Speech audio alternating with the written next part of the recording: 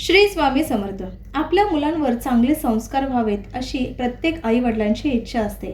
पण हे संस्कार करताना तुम्ही स्वतः बदलणंही तितकंच गरजेचं असतं.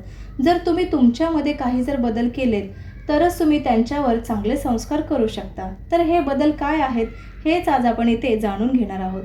मी शीतल तुमच्यासोबत गप्पा मारते आपल्या वीर मराठी एक नवी दिशा या यूट्यूब चॅनलवर. आपल्या सगळ्यांचं माझ्या या चॅनलमध्ये खूप खूप स्वागत आहे. प्रत्येक आईवडिलांना वाटतं की आपलं मूल सुसंस्कारी असलं पाहिजे, त्याला प्रत्येक गोष्ट आले पाहिजे, म्हणजे प्रत्येक क्षेत्रामध्ये आपलं मूल पुढे जावं अशी प्रत्येक आईवडिलांची इच्छा असतेच. म्हणूनच आईवडिलांनी काही विशेष गोष्टी लक्षात ठेवल्या पाहिजेत, जेणेकरून आपल्या मुलांमध्ये सर्व गुण विकसित होतील आणि त्याला आयुष्यात पुढे जाण्यास आणि एक चांगले व्यक्तिमत्व होण्यास मदत होईल. प्रत्येक व्यक्तीसाठी त्यांचे आई वडील हे पहिले गुरु असतात आणि तितकेच महत्त्वाचेही असतात. आई मुलांना जन्म देण्याबरोबरच त्यांचं योग्य संगोपन करून एक जबाबदार व्यक्तिमत्व आई बनवत असते आणि वडीलसुद्धा त्यांची सर्व कर्तव्य पूर्णपणे पार पाडत असतात. आणि हे आव्हान पूर्ण करण्यात आई आणि वडील अगदी त्यांच्या आयुष्याचा एक मोठा भाग असतो आणि ते अगदी आनंदाने करतात. परंतु मुलांची काळजी घेताना आई वडिलांनी काही विशेष गोष्टी लक्षात ठेवल्या पाहिजेत, जेणेकरून मुलांमध्ये सर्व गुण विकसित होतील. चला तर मग जाणून घेऊया या महत्त्वाच्या कोणकोणत्या गोष्टी आहेत. आता आजकालच्या धावपळीच्या युगामध्ये आई वडील दोघंही कामानिमित्त घराबाहेर पडलेले असतात आणि त्यामुळे मुलांकडे पूर्णपणे दुर्लक्ष होत जातं. पण ह्या सर्व गोष्टी थोड्याशा बाजूला ठेवून आपल्या मुलांकडे सुद्धा लक्ष देणं तितकंच महत्त्वाचं असतं. कारण की जर तुम्ही ठराविक वयातच त्यांच्यावर योग्य संस्कार केले तरच ते त्यांच्या रुजू पडणार आहेत किंवा ते त्यांच्यावर योग्य पद्धतीने होणार आहे. तर सर्वात प्रथम संयम हा सर्वात महत्त्वाचा भाग आहे. मुलांचे संगोपन करताना आईने संयम बाळगणं खूप महत्त्वाचे आहे.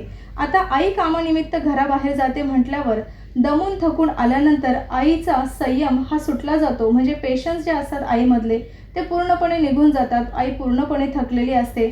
त्यामुळे प्रत्येक आईने ही गोष्ट लक्षात ठेवावी की आपल्या मुलांवर आपल्याला चांगले संस्कार जर घडवायचे असतील तर काही थोडा वेळ आपल्या मुलांसोबत घालवायला सुद्धा हवा. त्यामुळे तुम्ही कामानिमित्त बाहेर जात असाल तर तुमच्या मुलांसोबत तुम्ही थोडा वेळ जरूर घालवा. म्हणजे मूल खूप स्वभावाने हट्टी असेल किंवा मूल खूप रागीट असेल किंवा लहान मुलं खूप रडकी असतील, चिडचिडी असतील, अशा परिस्थितीत सुद्धा आईने संयमाने काम केले तर मुलांमधली ही परिस्थिती अगदी सहजतेने तुम्ही सोडवू शकता. त्याचबरोबर स्वतःवर विश्वास ठेवायला शिकायचं आहे. म्हणजे तुम्हाला सांगणारे समजावणारे अनेक जण असतात, बऱ्याचपैकी वाईट सल्ला देणारे सुद्धा खूप असतात.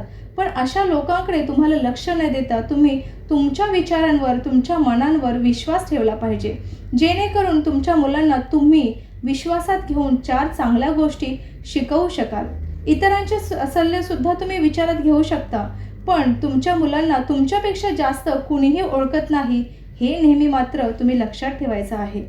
त्याचबरोबर थोडासा फ्रीडम मुलांनाही द्यायला पाहिजे. म्हणजे प्रत्येक वेळेला तुम्ही तुमचे निर्बंध लादू नका, म्हणजे तुमचेच काय ते खरं असं कधीही मुलांना सांगू नका किंवा तुम्ही मुलांसोबत असं करू नका. कधीतरी तुम्ही त्यांचंही मन समजावून घ्या. मग ते मूल मोठं असो व लहान असो, जर तुम्ही त्यांना समजावून घेता तर मग आई वडिलांचं हे मुलांमधलं नातं अगदी मैत्रीचं नातं होतं आणि सगळ्या गोष्टी मुलं आई वडिलांना शेअर करायला सुरुवात करत असतात. त्यामुळे जेव्हा तुम्ही मुलांसोबत वागाल तेव्हा अगदी फ्रीडम म्हणजे स्वातंत्र्यपणे वागा, जसं की तुम्ही त्यांचे मित्र आहात, तुम्ही त्यांची मैत्रीण आहात. अशा पद्धतीने जर तुम्ही वागलात त्यांच्याबरोबर तर सगळ्या गोष्टी तुम्हाला त्यांच्यामधल्या समजणार आहेत. त्याचबरोबर मुलांच्या मैत्रीवर लक्ष ठेवणं खूप आवश्यक आहे.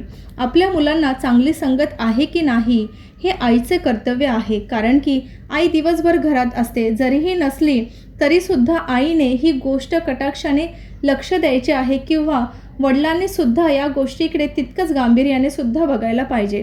कारण की ज्या समाजात, ज्या वातावरणात किंवा ज्या लोकांमध्ये आपलं मूल राहत असतं तसंच त्या गोष्टी लवकरात लवकर शिकत असतं. कारण की जसं बाजूचं वातावरण असतं त्याच पद्धतीचं त्यांच्या डोक्यामध्ये तसे चक्रव्यूह चालू असतात, तसंच वागण्याचा ते प्रयत्न करत असतात. आणि त्यांचं वर्तुळही अगदी तेच तयार होत असतं. म्हणून आपल्या मुलांबरोबर वेळ घालवावा, त्यांना 4 समाजातल्या चांगल्या गोष्टी समजावून सांगाव्यात, जेणेकरून आपलं मूल आपल्याला हवं तसं वागण्याचा नक्कीच प्रयत्न करेल. आजकालच्या या युगामध्ये म्हणजे मोबाईलच्या युगामध्ये भरपूर साऱ्या गोष्टी अशा झालेल्या आहेत की तुम्ही जरी नाही म्हटलं तरी काहीतरी वेगळ्या गोष्टी करण्याची धडपड प्रत्येक मुलांची चालू असते. जरी आपण बोललो की गेम खेळू नका किंवा आजकाल वेगवेगळ्या साईटवर जाऊन वेगवेगळे पिक्चर्स बघितले जातात, तर ह्या गोष्टींकडे सुद्धा तुम्हाला लक्ष द्यायचं आहे की आपलं मूल मोबाईलमध्ये नक्की काय करतंय, नक्की काय खेळतंय का, वेगळं काही बघतंय का, ह्या सगळ्या तुम्ही गोष्टींकडे दुर्लक्ष करू नका, व्यवस्थितपणे लक्ष देत जा. प्रत्येक वेळेस तुम्ही त्यांना म्हणजे एकदम रागाने किंवा ओरडून ह्या गोष्टी समजावून सांगायचा कधी प्रयत्न करू नका. तर अगदी सामंजस्यपणाने ह्या सगळ्या गोष्टी समजावून सांगा की हे तुमच्यासाठी चांगलं नाही किंवा ही गोष्ट करणे अयोग्य आहे. जर तुम्ही चांगल्या रीतीने त्यांना समजावून सांगितलं तर ते सुद्धा तुमचं व्यवस्थितपणे समजून किंवा तुम्ही जे काय बोलता ते त्यांना समजणार आहे. कधीकधी खूप कडकपणासुद्धा आवश्यक नसतो. म्हणजे थोडं आपण म्हणजे आई वडील दोघांनीसुद्धा काही गोष्टी मुलांच्या कलेनुसार सुद्धा घेतल्या पाहिजे. म्हणजे त्यांना असं वाटून द्यायचं नाही की आपण फार कडक शिस्त लावण्याचा प्रयत्न करतोय किंवा शिस्त लावली तरच शिस्त लागेल, असं कधीही करायचं नाही. त्यांना ठराविक वयात त्यांच्या ठराविक वेळेतच तुम्ही त्यांना चांगल्या वाईटाची समज घालून द्यायची आहे. काही वेळेला आपण जेव्हा मुलं एकदम मोठी होतात तेव्हा त्यांना शिस्त आणि संस्कार व्हावेत असं आपल्याला वाटत असतं. म्हणजे आपण तेव्हा शिस्त लावावी किंवा त्यांच्यावर चांगले संस्कार व्हावेत अशी आपली इच्छा असते. पण नाही, ठराविक वय असतं मुलांना शिस्त लावण्याचं, ठराविक वय असतं त्यांच्यावर चांगले संस्कार होण्याचं. हे ठराविक वय म्हणजे 5 वर्षापासून ते 15 वयापर्यंत तुम्हाला तुमच्या मुलांवर चांगले संस्कार करायचे आहेत, त्यांना चांगली शिस्त लावायची आहे. समाजातल्या चांगल्या वाईट घटनांचा तुम्हाला अंदाज द्यायचा आहे की ह्या गोष्टी तुझ्यासाठी खूप चांगल्या आहेत किंवा या गोष्टी तुझ्यासाठी फार वाईट आहेत. ह्या सगळ्या चांगल्या वाईटाची समज तुम्ही त्यांना याच वयात द्यायला हवी. जर तुम्ही म्हणाल की आपलं मूल थोडं मोठं होऊ दे आणि मग मी त्याला शिस्त लावेल किंवा मग मी त्याच्यावर संस्कार करेल, तर असं कधीही करू नका.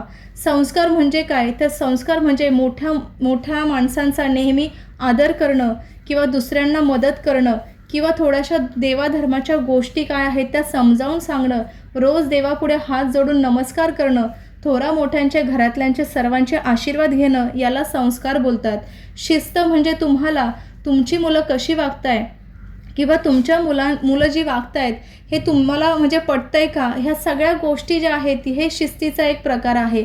तर तुम्ही तुमच्या मुलांना शिस्त आणि संस्कार ह्या दोन्ही गोष्टी तुम्हाला याच वयात तुम्हाला लावायच्या आहेत.